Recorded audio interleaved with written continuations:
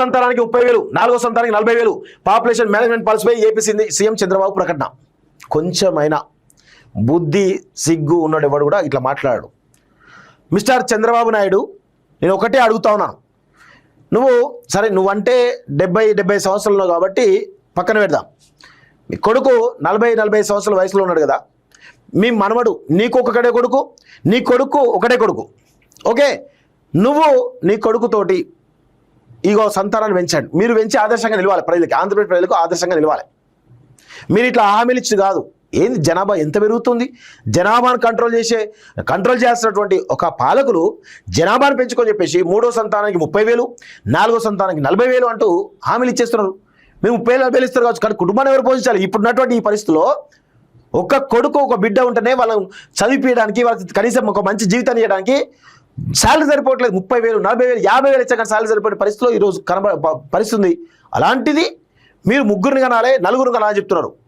అది చెయ్యాలి అంటే ఫస్ట్ మీరు ఆదర్శంగా నిలవండి.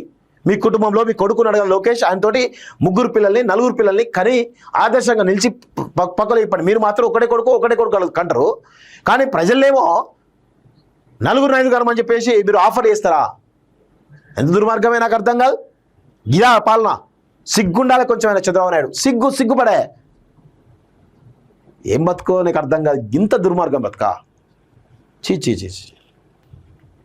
గతంలో కట్టడి, ఇప్పుడు పెంపుదల. తగ్గుతున్న ఫర్టిలిటీ రేటు. ఏపీలో 1.6, తెలంగాణలో 1.5%. జనాభా స్థిరత్వానికి 2.1% ఫర్టిలిటీ అవసరం. ముంచుకొస్తున్నటువంటి వృద్ధాప్య భారం, యువశక్తి తగ్గిపోతే ఆర్థిక సంక్షోభమేనంటున్న నిపుణులు. ప్రస్తుత పరిస్థితుల్లో ఒకరిద్దరికి మించి పెంచలేమంటున్నటువంటి నేటి తరం.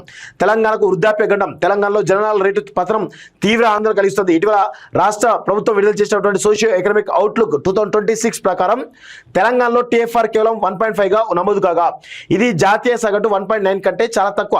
ఈ క్రమంలో 2036 నాటికి తెలంగాణ ఏజింగ్ స్టేట్ వృద్ధాప్య రాష్ట్రం జాబితాలోకి చేరనుందని RBI తన state finance A study of budgets 2025-26 నివేదికలో స్పష్టం చేసిందట. సో 3వ బిడ్డ పుట్టితే 30,000, 4వ బిడ్డకు 40,000 అంటూ చూస్తాను. దయచేసి పాలకులారా ఇలాంటి నిర్ణయాలు తీసుకోవద్దు. చాలా స్పష్టంగా గుర్తుపెట్టుకోండి. ఒకసారి